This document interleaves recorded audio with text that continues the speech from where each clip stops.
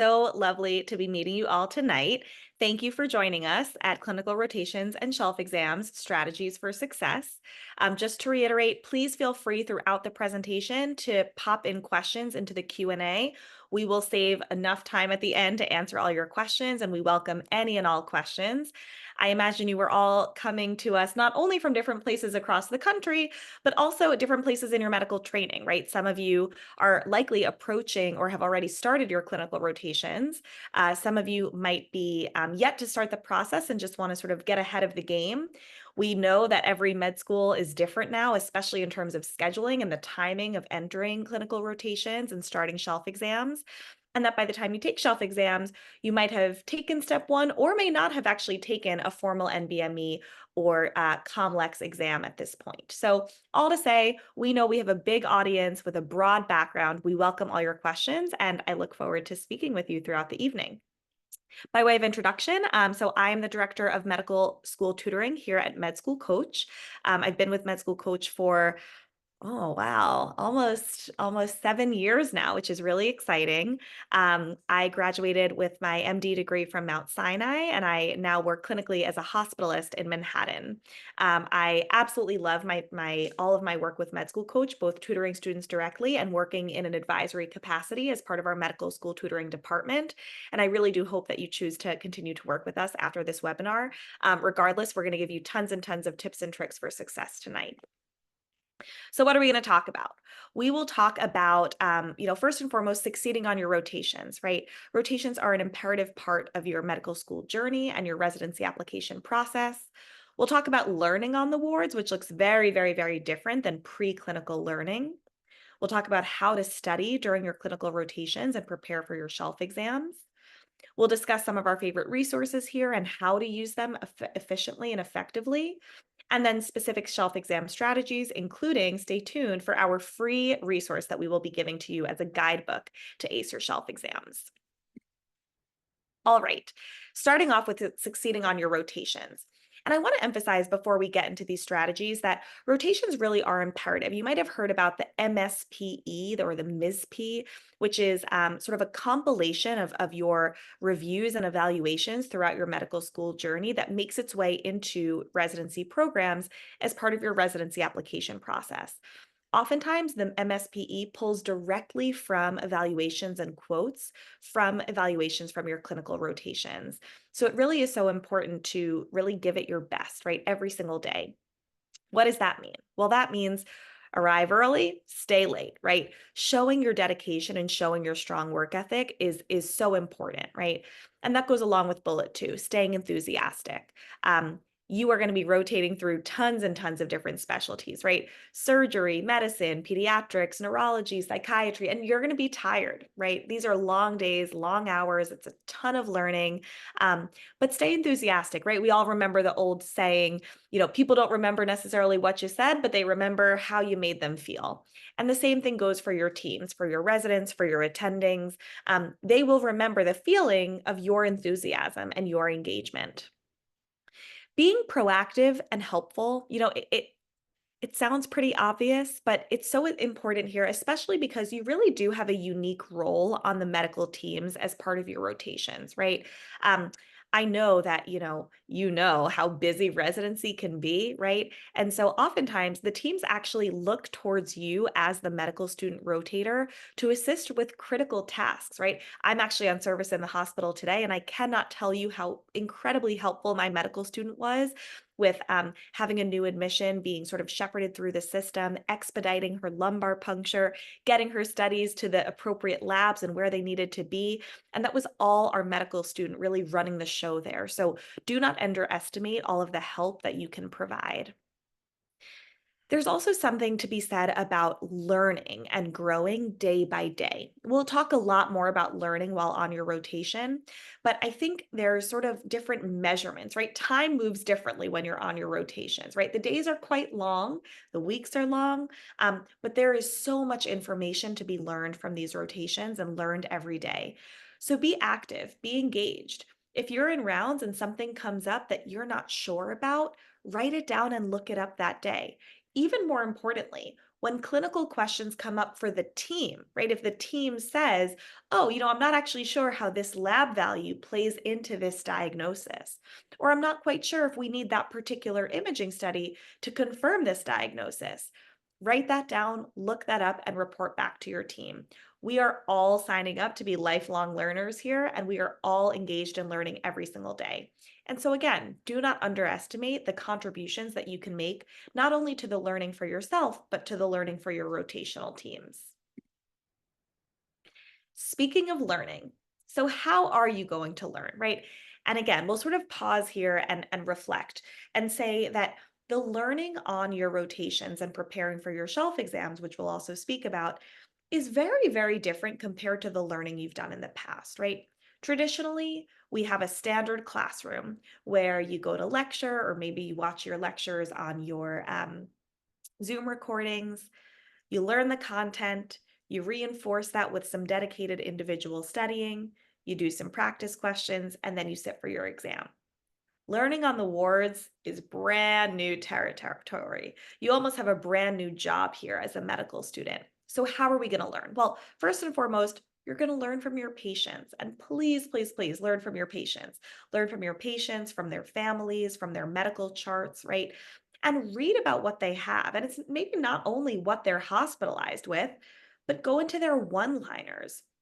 Look into their medical histories. There are going to be tons of acronyms that you come across, right? Here in medicine, we love an acronym. We love letters. We love simplifying things and shortening things. But that can make things really confusing. So take the time to dive into the one-liner.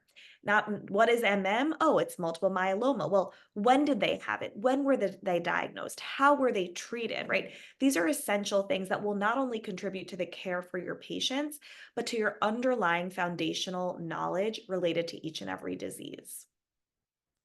Learning also comes from good preparation for your patient presentations, right? You may or may not have heard about the RIME scale, RIME, where R is reporter, I is interpreter, M is manager, and E is educator. And my goal for all of you, and your goal on your rotation, is to be able to accomplish all of those goals every single day. Perhaps not with every single patient, right? And perhaps not with every single aspect of their care, but take time every day to think about, I'm not just reporting information to my team, I am interpreting this information, I'm developing a management plan for this rotation, and I'm providing education to my patients, their families, and my fellow teammates about the management plans. Additionally, most schools will have dedicated teaching time for didactics. So, whether that's morning conferences or noon conferences or afternoon lectures, take advantage of these sessions and don't be passive in those sessions, right? Be really active, be engaged. If you're learning about multiple myeloma, to continue that example, right? If you're learning about that disease in your lecture and you have a patient with Waldenstrom's macroglobulinemia, take the time to raise your hand and ask about differences and similarities. I will say again, I know we probably have a whole bunch of people in different phases on this call. If you don't know what Waldenstrom's macroglobulinemia is, don't worry about it. But in the spirit of learning, maybe look it up. Maybe look it up tonight. All right, other great mechanisms for learning are using flashcards. Some of you may have heard about Anki and perhaps you were successful with Anki in some of your prior medical school studying or prior exams. What flashcards do, what Anki does, what's nice about it on the wards is that it's right there, right? It's simple, it's on your phone. If you have some downtime on your rotation, you pull it up and thumb through it, right? If your attending says, I'm going to go grab lunch, I'll see you in 30 minutes, and you have some downtime, great. Flip through some flashcards, reinforce your learning. And I've already said this phrase before, but being proactive really is essential, right? Your teams want to see that you are engaged, you are excited, you are enthusiastic, right? And you've probably heard this term, and if not, you probably will. And that is sort of having ownership over your patients, right? What do we mean by ownership? What do we mean when we say that? That means active engagement, proactivity, taking time to not just see your patients once, but maybe 2 or even 3 times in a day to make sure that they are on board with management plans, that they understand what you and your teams are putting forth. All right. So we've started to talk about learning And now we're going to talk about a related but distinct topic, of course, which is studying. So we all know that during your clinical rotations, right, you are preparing for shelf exams or subject examinations. These tend to occur at the end of your clinical rotation. So, for example, you'll complete your clinical rotation in pediatrics for, let's say, 5 or 6 weeks.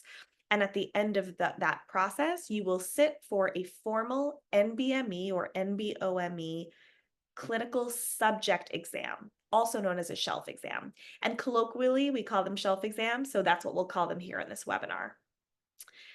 Now, you might notice you've signed up for not one, but two full-time jobs, right? You have a full-time job to be a medical student rotator and a full-time job to study and prepare effectively for your shelf. So how are we going to do that? Well, make sure that you complete your UWorld or True Learn material, right? Those practice questions are going to be the absolute best way to prepare for these exams, right? I always say the best preparation for doing questions is practicing questions. So making sure that you do questions daily, right? Bring in those questions daily into your practice, right? Don't save those for the end. This is another way in which shelf studying differs from traditional studying. We're used to learning all the content and then doing practice questions as sort of review. With clinical subject exams and shelf exams, that is sort of flipped on its head.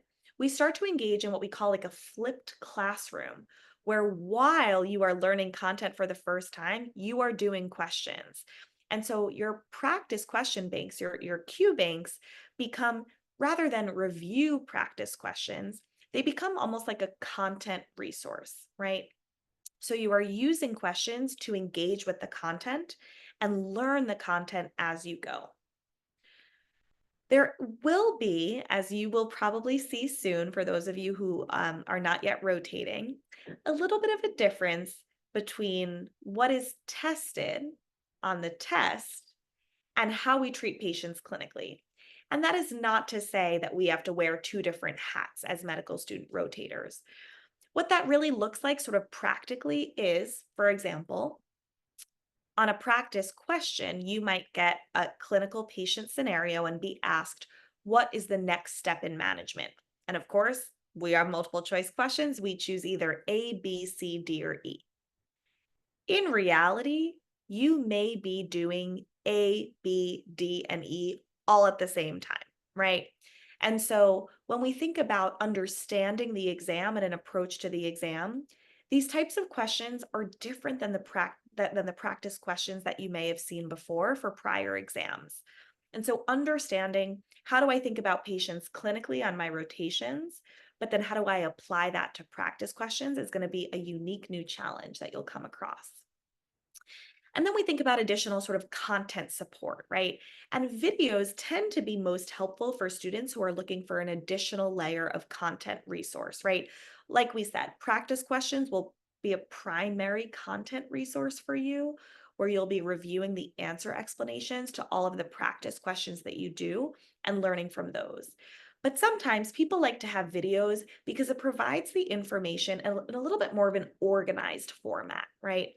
Even if you select, oh, I'm going to do cardiology videos on UWorld, you can't really dive that deeply into which cardiology questions you see. So you might get pericarditis, ACS, myocarditis, EKG, heart failure, AFib, right? One after the other. Whereas with specialty related videos, you can organize your content learning in a little bit more of a focused way. So you can watch one video on pericarditis, one video on atrial fibrillation, etc. So what are some of our additional favorite resources?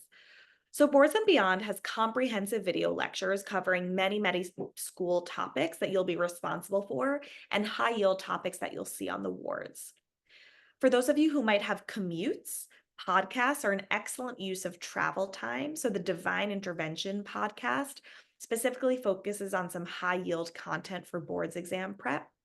And when we say boards exam prep, we really are also talking about shelf prep, right? We'll talk about shelf prep in a couple of slides, but everything that you're preparing for your clinical subject exams or shelf exams is then directly applicable to step 2 or level 2 moving forward. We talked about Anki and the value of Anki as it fits so seamlessly into your day. But also, what's this biggest value of Anki? Well, as you know, it's this spaced repetition, right? It is active recall learning. And again, I shouldn't assume that we all know that. I know there's tons and tons of people on this call with all different sort of backgrounds and areas of expertise. If you have questions about Anki, we love to talk about Anki here. We love to teach and coach about Anki, and we'd be more than happy to work with you if you're using Anki for the first time or interested in exploring Anki. And then Amboss is a wonderful platform that has a very robust and detailed question bank with answer explanations, but also some additional knowledge and content resources. They basically have different summaries, article summaries for different clinical diseases. Amboss tends to be a wonderful supplement for those in addition to UWorld or TrueLearn.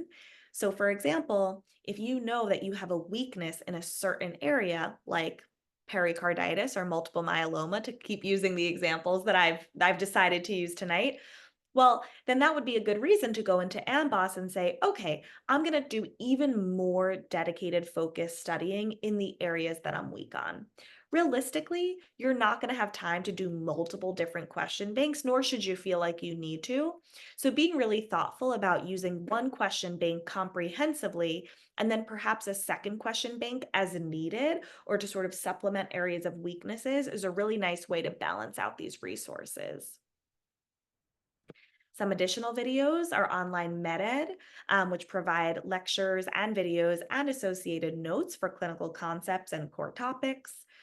You may have heard about Sketchy already, and for those of you who have already taken step one or take step one prior to your clinical rotations, you might have heard about Sketchy Micro and Farm.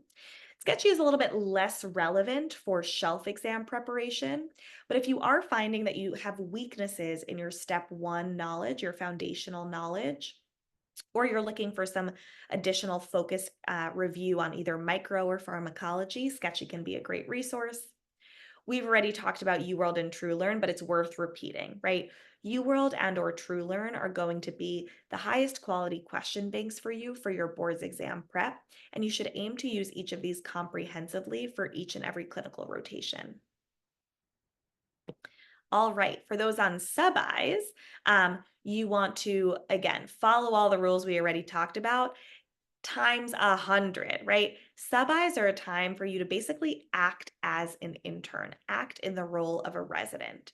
And so embracing absolutely every learning opportunity, arriving early, really embodying that role of a resident, right? Stepping into that elevated role is going to be really key here. And seeking feedback is so essential. And this does not only apply to sub-Is, right? This really applies to any medical student rotator.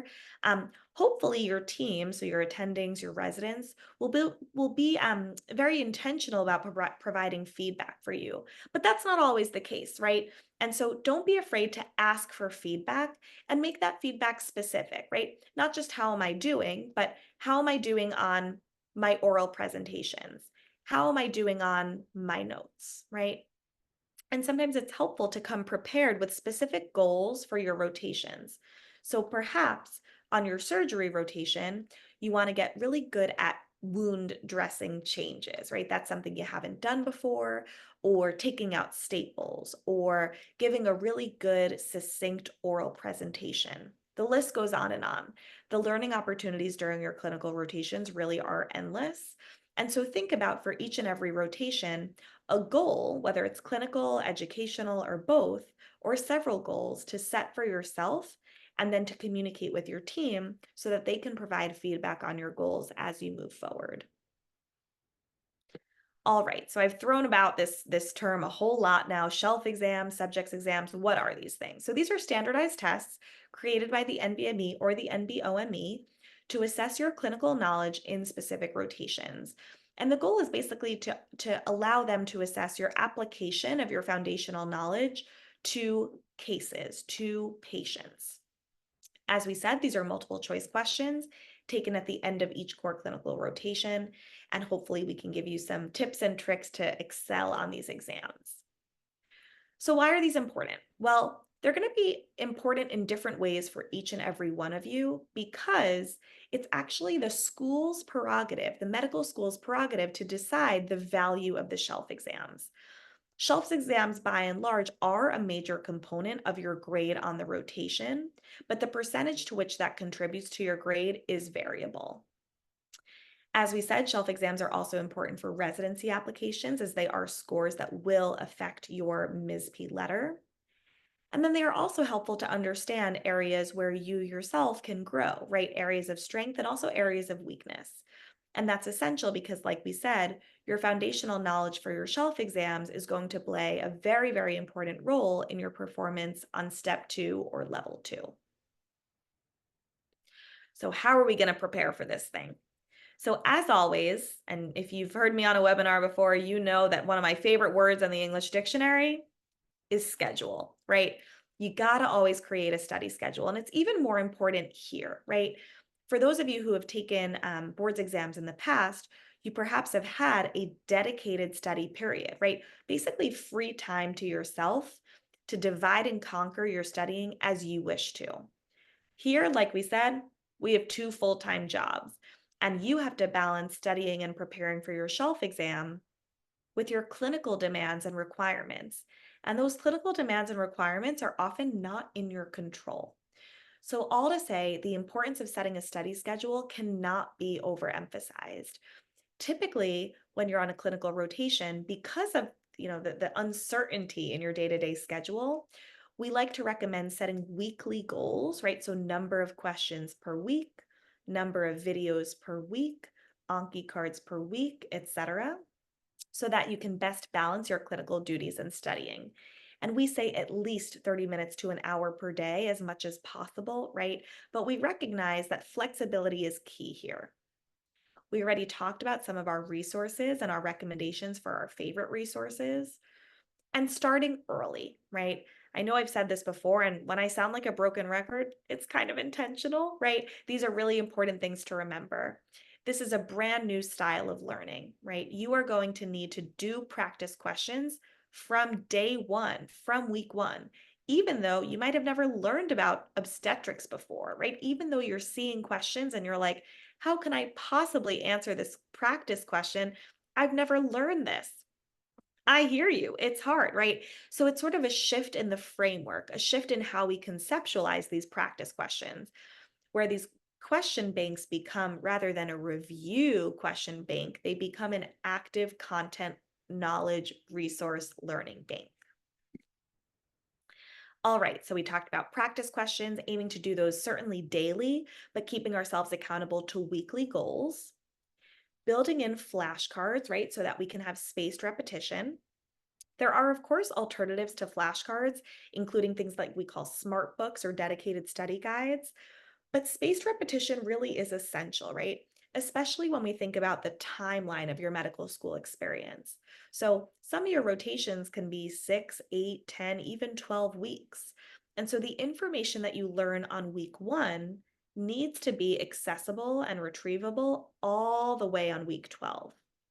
Even more importantly, as we've said, all of your shelf exam studying is really in preparation for step 2 and level 2. And so whatever it is that you learn on your very first rotation, you're going to have to recall and remember just as well, sometimes almost a year later when you sit for step 2 or level 2. And then again, right, I know we've been talking a lot about your studying, but I do want to bring it back to the integration between your shelf exam studying and your clinical care and performance. With all of that being said, if that wasn't enough information, please feel free to access our free guidebook. The link is here. We'll link it in the chat as well. And this is essentially a homegrown resource that covers all of these different areas that we discussed in even more detail. We feel that it is essential to come in prepared, and we are really proud to be able to assist you in that preparation. So please take advantage of this free resource. All right. Before we move on from exam day, right, just a couple of important reminders. As best as possible, you want to simulate your exam conditions prior to your actual exam day. So that means taking some practice exams, whether it's a practice NBME or NBOME exam, and focusing in on your weakest topics, right? You want to focus in on areas where you have points to gain, right? Where am I losing points? And what should I be focusing my knowledge on so I am gaining those points the next go around? As always, focusing on what is highest yield will be most helpful for your rotations. And most importantly, you got to be you, right? I've already said you have two full-time jobs all of a sudden overnight, but you are still you. You are still yourself. And you can only perform your very best on both of these new full-time jobs if you are at your very best. So stay rested, stay hydrated, eat well, exercise, connect with others, do things that make you you, and build that into your study schedule, right? Build in time off. I always say the best schedule is built if you start off by building in time off. All right. So taking it now to MedSchoolCoach, and who are we and how can we help you in this process? So we kind of do it all, but I'll sort of break it down for you. I like to think about how we can offer assistance in a couple different ways. So first, let's start at the base. Let's start at the foundation. Our tutors are available to help you understand and learn foundational content. So remember, I said a couple of minutes ago, you're now expected to, let's say, walk in day one of your OBGYN obstetrics rotation and start to answer practice questions about delivering babies when you never delivered a baby before, nor have you ever been taught anything about delivering a baby. Well, we're here to help, right? We've delivered babies. We've rotated through OBGYN. We've taken these shelf exams. And so we are here to help support you. And oftentimes, students do find that foundational content support during their shelf exam preparation is extraordinarily helpful, again, to help to organize the information a bit better compared to sometimes what feels a little bit disorganized through the question banks. Next up, study scheduling, right? So we are here to help you build that schedule and keep you accountable to it. And what's challenging is that your schedule is going to be different for each and every rotation, right? And so on psychiatry, perhaps you're working more of an 8 to 4 or a 9 to 5 job. And perhaps there are only 300 or 400 practice questions in your question bank. Well, that's a very different study schedule that's about to be built compared to internal medicine, where you have upwards of 1,000 practice questions and your day starts at 6:30 and might end at question mark 6:30, right? You could be there for 12 whole hours or even more. And so recognizing that study schedules are not one size fits all because every rotation is different and every sort of content resource available for each shelf exam is different. And so we recognize that. Again, we've been through this, we've done this, and we've supported students through all of this. And so we have sort of tips and tricks and expertise to help to build those study schedules. And even more importantly, be flexible, right, with those study schedules, modify them if they're not working, hone in on what is working, and provide accountability so that you can stay true to this schedule and to your preparation. Practice questions. Now, here's where I say that doing practice questions, right, is not enough. It's how are we doing these practice questions? And so I know that we can all pop open UWorld, pop open TrueLearn, and do a block of 40 questions, right? And again, for those of you who are newer to medical school who haven't started rotating yet, if these words and phrases are confusing for you, don't worry about it. You'll be an expert pretty soon. But we can all pop open questions. But the question is really, how are we approaching these questions and what are we learning from these questions? We all know what it feels like to be super engaged and in the zone, whether that's with studying and during medical school or with a hobby or an activity. And it's not only important that we approach these questions from an engaged and active learning headspace, but we really gain from the questions the clinical knowledge, the clinical content from the answer explanations. And so our tutors spend a lot of time working with students through their practice questions, right? It's not just, oh, here's our study schedule. Now, you're off to the races. It's let's do questions together. Tell me about your approach to this question. When you see this in a question stem, what does it make you think about?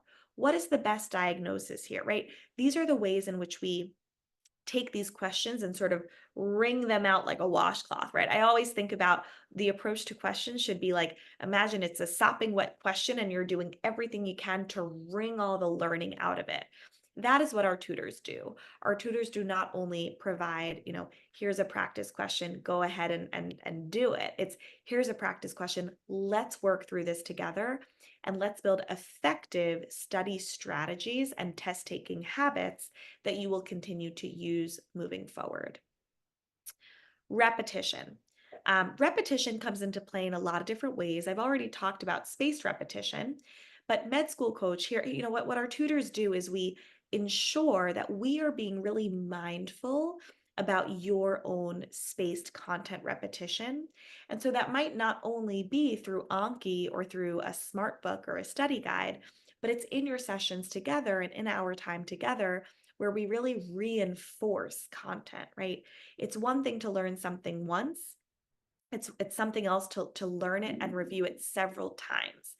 There's a nice mantra in teaching which says, teach them, tell them that you taught them, and then tell them what you taught them again and have them teach it back to you, right? And so the teaching and the sort of dedicated knowledge that happens through MedSchoolCoach and through our tutoring, the value of it really cannot be overstated.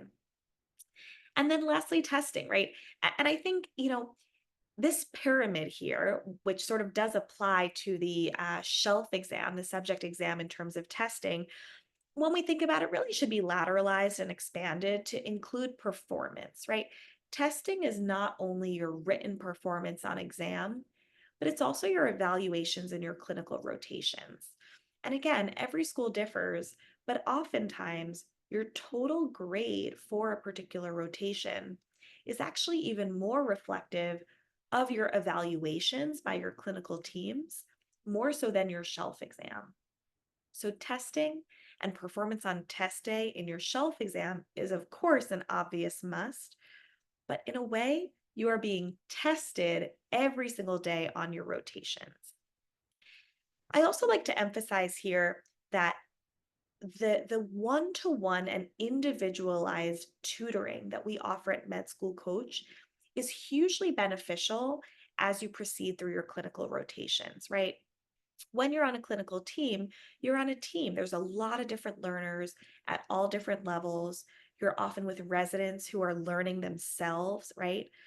And so, what's nice about MedSchoolCoach and our personalized and individualized tutoring is that we're really meeting you where you are at. We are getting to know you, your individual strengths and areas requiring improvement, and tailoring our approach to best suit your needs. So, what does that look like? Well, if you choose to work with us, you will be paired with one, sometimes more tutors, right, depending on what you're looking for. But in most cases, it's a one on one pairing, and that match is made really intentionally. We get to know you with a very detailed intake form. We get to know your prior performance, what your strengths are, what your areas needing improvement are, what your schedule looks like, what your personality's like. Um, and what you're looking for in a tutor. And we do our very best to pair you appropriately with someone who we feel will be the best fit for you and your needs. And then we proceed with our tutoring sessions, right? And our tutoring sessions, as I said, are not one size fits all because they are completely personalized and individualized. There is no one MedSchoolCoach curriculum that we are putting forth for you, right? We are really getting to know you, meeting you where you are at, and understanding not just who you are, but how you learn, what works for you, and tailoring our approach appropriately so that you may learn best. Speaking personally as a tutor now for like 6+ years, no session ever looks the same across different students, right?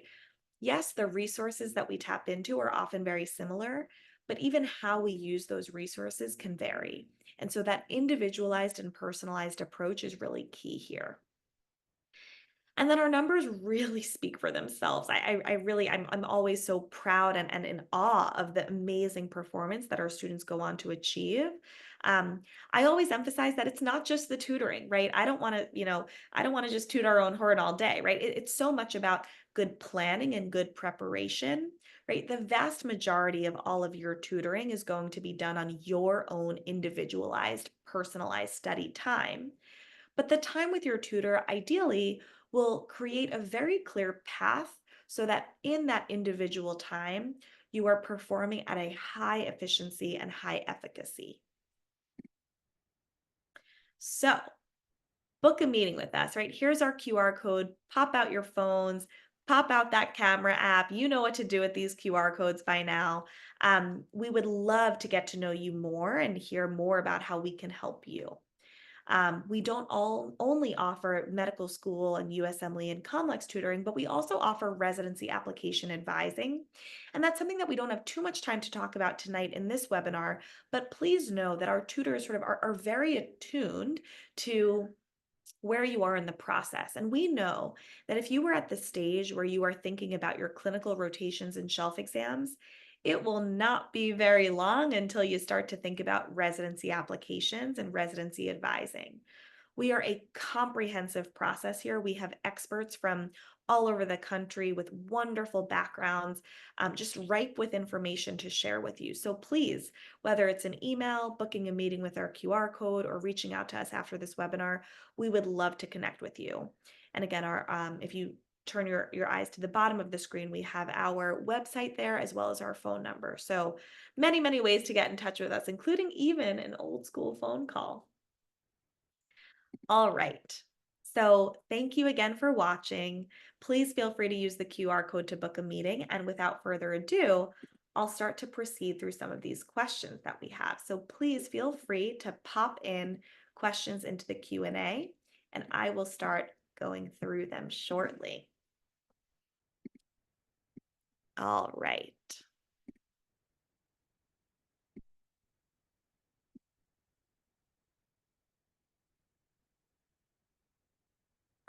All right, I might be having some technical difficulties. Gary, I might need your help here with getting some of these questions viewable for me.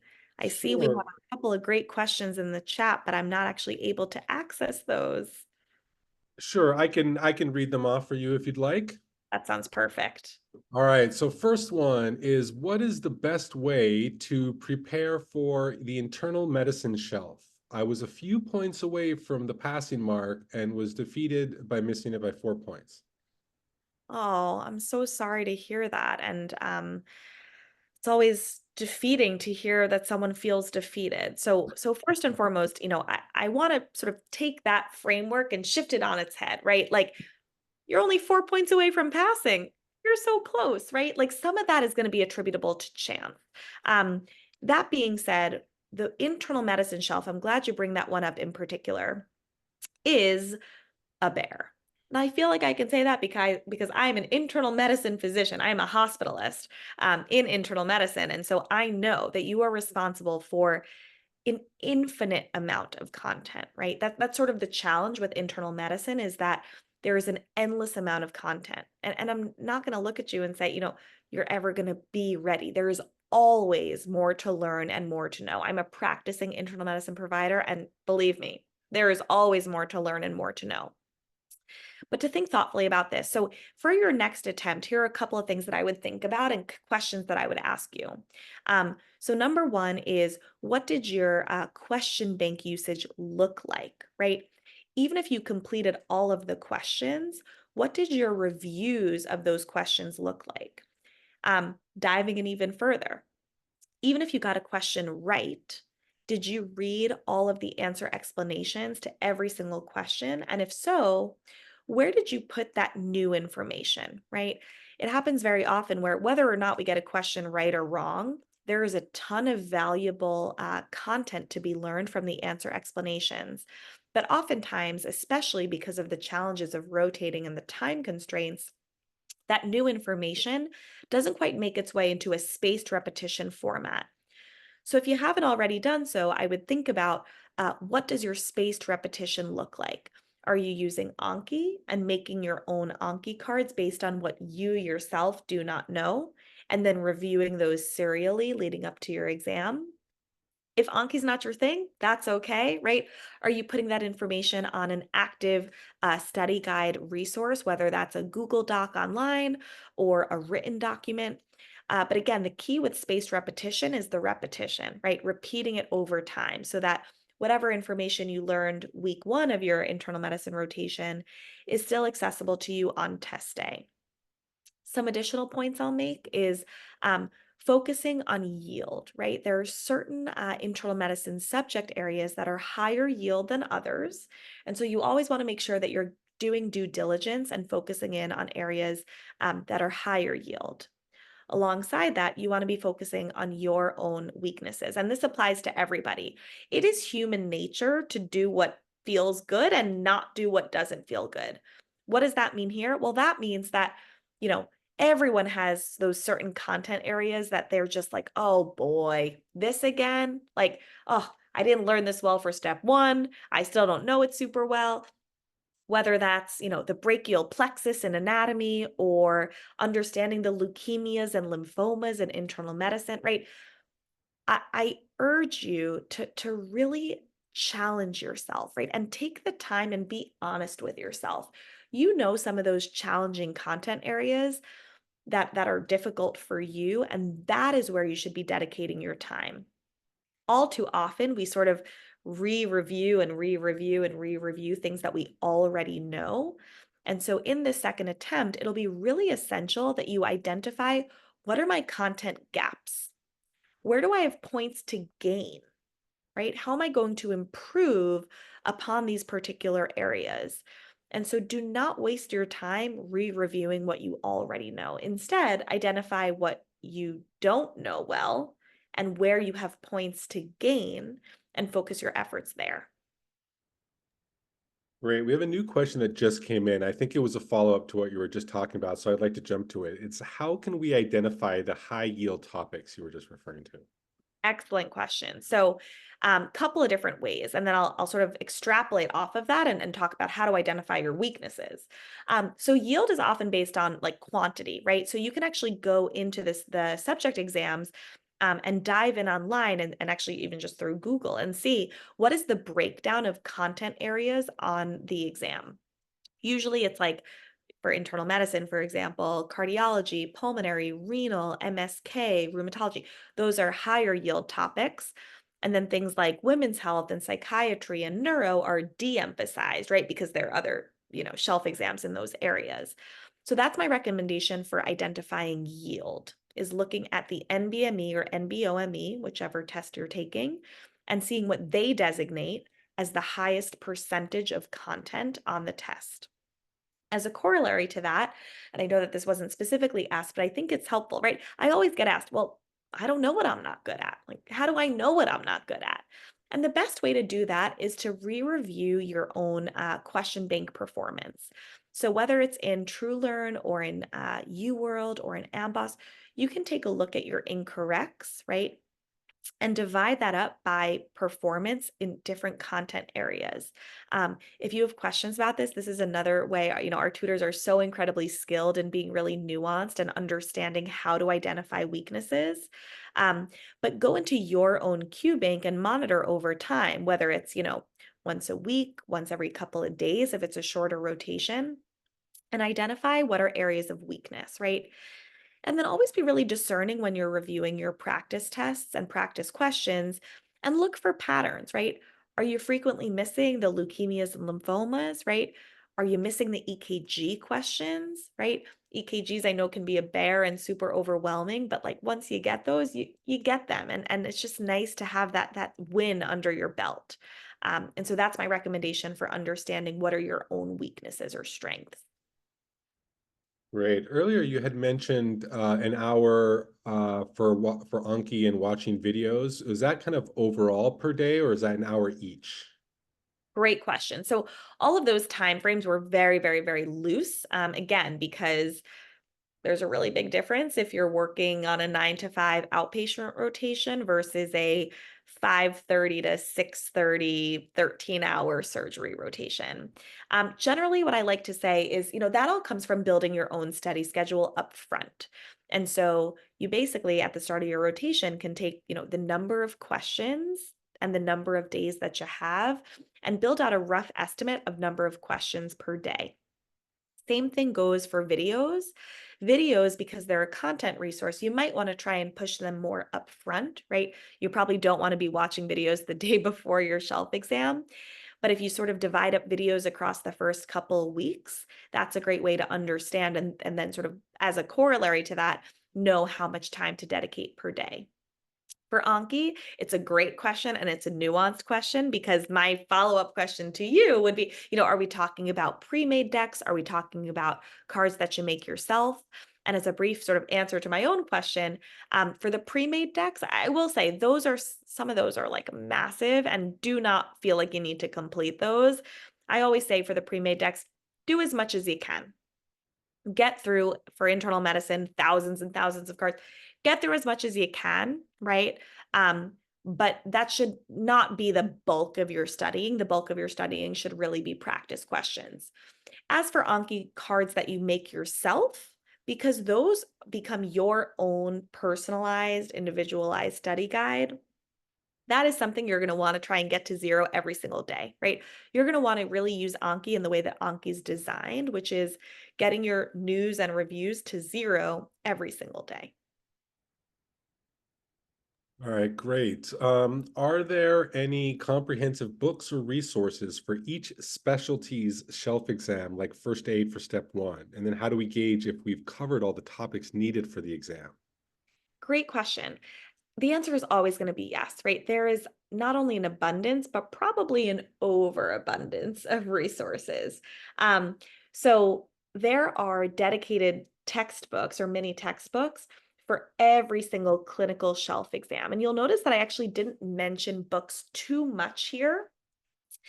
And that's really not for any particular reason other than my own personal experience with dozens and dozens of students, where oftentimes students don't feel like books, quite do what they are wanting them to do on their clinical rotations. Even for students who really liked first aid for step one for the shelf exam, books can be really challenging during clinical rotations. Number one, two, and three, because of the amount of time that you have, and number two, because of the depth. So sometimes people feel like a dedicated, let's say for your psychiatry shelf, a dedicated psychiatry textbook is almost like too in depth, right? And you get what you need to know from your practice questions and your Anki and your videos.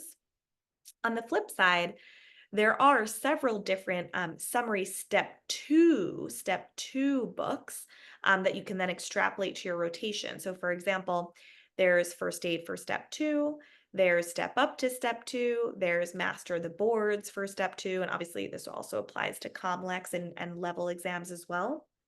Um, the challenge with those is that sometimes those are, not as detailed as you might wish that they were for a particular shelf exam.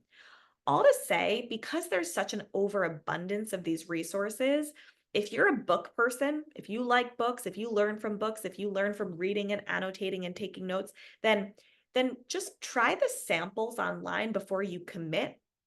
See if you like the format and try that early on in your rotation. And if so, then great, you can use that throughout your rotation. But I would argue that the most important aspect of whatever book you use is actually not which book you use. It's more about the spaced repetition, right? So if you review something in a book in your first week, right, that has got to make it into some form of spaced repetition if you don't already know that content well, whether that's a study guide or part of a make your own Anki deck. Um, the goal is that, again, everything that you learn from that book stays in your headspace and stays in your memory on exam day. Great. And what are OBGYN rotations like in terms of hours, expectations, and studying? Excellent question. Um, OBGYN is somewhat variable because oftentimes you'll have maybe a separate OB rotation and a separate GYN rotation. Sometimes GYN is more outpatient, so more like outpatient office hours. The inpatient OB, especially labor and delivery, well, that can be quite honestly 24/7, right? Babies come when babies want to come. And it is important, especially if anyone's considering OBGYN here, it is essential that you understand the truth, right? The reality of OBGYN and labor and delivery. And so your rotation might involve not just long inpatient shifts, but nights and weekends, right? Because that's a critical part of OBGYN. As for shelf preparation, so same thing goes here, right? Your tried and true, your best bet is to be doing practice questions. Fortunately, OBGYN practice questions in TrueLearn and QBank are not in an and UWorld and TrueLearn are not in overabundance. It's generally a pretty manageable number of questions. So this might be one of those rotations where you say, I have a 5, 6 week rotation. I'm going to get through my UWorld questions just fine by week 3 or 4. And so I might actually redo some of my incorrect questions, or I might go into AMBOSS and supplement my learning. Additionally, OB is especially OB. OB is one of those areas where you've never seen that before, right? You are not responsible for delivering babies or questions related to delivering babies for step 1 or in your preclinicals. And so a lot of this information is pretty brand new. And that's okay, right? It is okay that you're going to be seeing some questions early on and you don't really know what to make of them, as long as you're doing spaced repetition. But because of that, OBGYN also tends to be one of those rotations where students find that doing a video, like a content learning resource early on in the rotation, is really helpful to at least provide some organization to that foundational knowledge. That can be a video, that can be a book too, on our last conversation about books. I just sort of share best tips and practices based on what students have shared with me over the years. And videos tend to be sort of the most digestible and straightforward for content learning. But whether it's a video or a book resource, starting off with that early on in your first week or two can set a really wonderful foundation for your questions moving forward. Great. And we have a kind of a personal one here. So I'm starting my first rotation in family medicine in December. So I'll have a few months until then. What is the best way to prepare? Amazing. Well, congratulations on almost getting started. And I commend you for being here and being so proactive in your learning. Um, so you know what I'm going to say. And that's going to be start your study schedule, right? Think about how you are going to best prepare for your family medicine rotation, right? Well, we know it's going to be some mix of practice questions, spaced repetition, and maybe some content resources. And get started on those content resources early, right? Who's to say that now you can't start watching some videos on ambulatory medicine or outpatient medicine? Set that foundation now, and it'll make the time when you start your question bank even smoother. So I'd say, building a study schedule, watching some videos, getting your foundation up to speed, and then also thinking about your clinical skills, right? It's not all about the test. I know once we start talking about the shelf, everything just becomes about the shelf and test performance. But remember, the shelf exam is usually actually not the majority of your grade. So my question to you would be, how do you feel about your clinical knowledge, about your ability to provide oral presentations, right? So, you might have heard about the terms SOAP note, subjective, objective assessment plan. How do you feel about writing notes, writing clinical notes in the EMR? How do you feel about EKGs, reading chest x-rays, developing your differentials, right? If someone comes in with joint pain, right? What's your approach to joint pain? If someone comes in with chest pain, what's your approach to chest pain? And thinking about these approaches, sometimes we call these illness scripts in the clinical reasoning realm, which I'm a part of. The more you can do now to refine your clinical reasoning and your clinical knowledge, the smoother your performance will be. All right, great. I have two questions here that are kind of IMG related, so I'm going to kind of give them to you together. So we hear that studying for shelves is essential for preparing for step 2 exams. So for IMGs without experience of taking US shelves, How would you recommend approaching step 2 preparation? That's the first part. And then in the chat here, we have, I'm a final year med student in Egypt and preparing for step 1 exam right now. Would it be beneficial for me to book a meeting with a tutor, considering the difference between the learning systems here and in the States? So I'll take them sort of in reverse order. Would it be beneficial? I think so.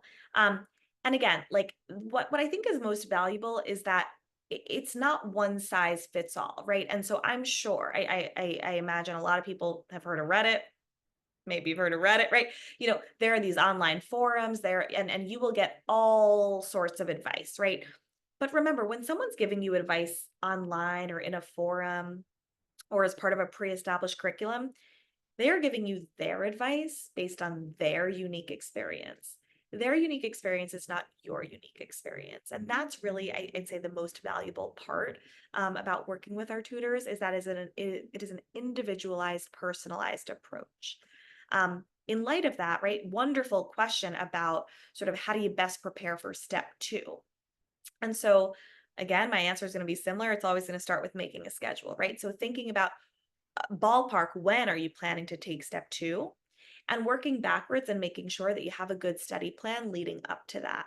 um, it's not just, like we said, it's not just dividing the number of questions over the number of days or months. It really is about approach to those questions, test taking strategies. And your test taking strategies for step 2 and level 2 are very different than test taking strategies in the past, right?